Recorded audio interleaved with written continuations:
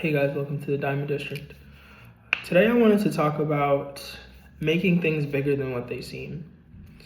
Almost like romanticizing the problem, romanticizing the issue, making it seem much deeper than really what it is. Several years ago, I remember I had cut off this vice. And I remember I was journaling and I was writing like a goodbye letter to it. And I talked about how this was such an integral part of how I saw myself. This vice really helped me get through so many different things, but at the same time, it was shortchanging me. It was robbing me of certain experiences. And I was really almost romanticizing it. I was turning it into this character in my mind that was this soul-sucking demon.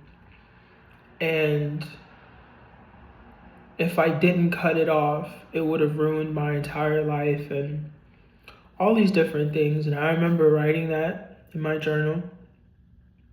And I remember for like 3 or 4 months, I was solid. And then I just relapsed right after that, kind of right back to it. And I kind of always had this notion in my mind about how like these problems or these issues are holding me back from this great destiny that I have, and glory is being denied to me, and just really like these grandiose visions of results and dramatizations and all, like just really painting like this dramatic portrayal in my mind, really making everything bigger than what it is. And if you're doing that, knock that shit off, because in a lot of like most cases, almost every case, it's super straightforward. You're doing something you don't need to be doing, cut that shit off. Your life is going to get a lot better. Nothing more, nothing less. You know, sometimes I come from a very spiritual family, and I do have a very open mind to spiritual matters and religion. And I do believe that there are things that we can't see that really influence circumstances and shit. However, I don't believe in constantly giving power to something that is always out of your control. Like someone who's lazy, that's the spirit of laziness. That's really more so how I grew up in my household. That's the spirit of laziness. That's the spirit of this, and that's the spirit of that. And to be honest, there's a lot of cases or situations where shit, it might really be a spirit. But in other cases, that person is just fucking lazy. That person just keeps making poor decisions. That person is just attracting negativity to them because they have a bad state of mind. There are so many ways that people in society just find ways to really romanticize and grandize things and people. This is why idols exist. You know, this, which is really just a normal person who is really good at something, and they're looked at as though they're almost like this perfect specimen of a human being, when so many people know that there is a full-on team making sure that they look good, making sure that they look good on camera, making sure that they stay at a certain weight, making sure that they're able to be physically appealing in movies, physically appealing when they go outside. Like, for if anyone has ever seen Tom Cruise movie, Tom Cruise is actually a very short person. But if you watch any of the Mission Impossible movies, you don't get a notion of that whatsoever.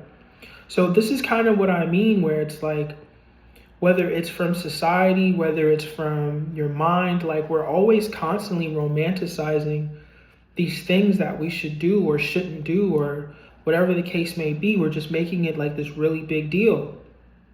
And one of the more interesting things I had come across, you know, during my life is like meeting people who were doing things that I always wanted to do.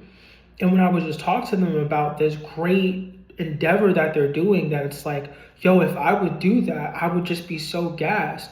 Talking to them about it, they'll just be like, Yeah, it's whatever, bro. It's the most normal shit you could possibly do. And it would be like DJing, painting, going to college in Italy or some shit like that. Like something super outside of my paradigm of experience or thinking. And I'm trying to pick their brain, like, what was it like? And they'll just be like, bro, it just kind of is what it is. In a lot of those situations, these people are not romanticizing what is so normal to them.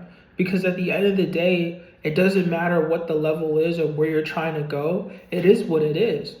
And that's why, a lot of people, when they begin the process of cutting off vices, staying sober, going clean, or like essentially going into the journey of making yourself better, when they reach certain milestones, it's never what they think it's going to be as far as like the feeling of satisfaction. They thought it would be more. They thought it would be more fulfilling. It never is. Because like the way the mind is able to just really enrich a moment or a story is nothing compared to the reality of a situation. Something is always going to be well beyond your imagination or under it. Most times, under it. The only time it will truly surpass your imagination is if you don't even realize it, but your imagination is narrow and you come across a situation that completely broadens your mind.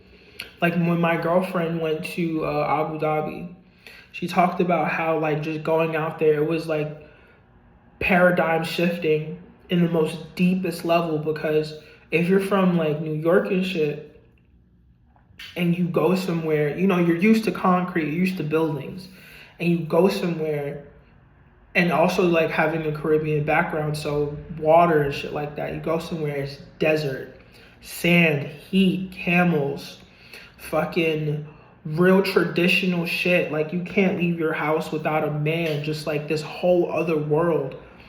Entering that world is just expanding. Like, damn, I didn't even realize that I wasn't really seeing the full scope of things. But in a lot of cases, like you're looking through the binoculars from the wrong angle. You know how like when you look through your binoculars, it's essentially widening. You're looking at it from the other way, and you're thinking this small thing is this huge deal. And in a lot of cases, it's not. It never was. And that could be a person, place, thing, vice, accomplishment, car, you fucking name it. It's not as important as you think it is. And it never will be. Everything is only as big and as important as you make it. That is the number one most important key factor when it comes to your attachment or your perspective on things outside of yourself. It's only going to be as valuable and as enriching and as amazing as you want to make it, as you want it to be. There's people out there like $100 million is fucking nothing to them. And they've never had it before. And then once they got it, it was like, yeah, okay, cool. Because they didn't put making money on a pedestal.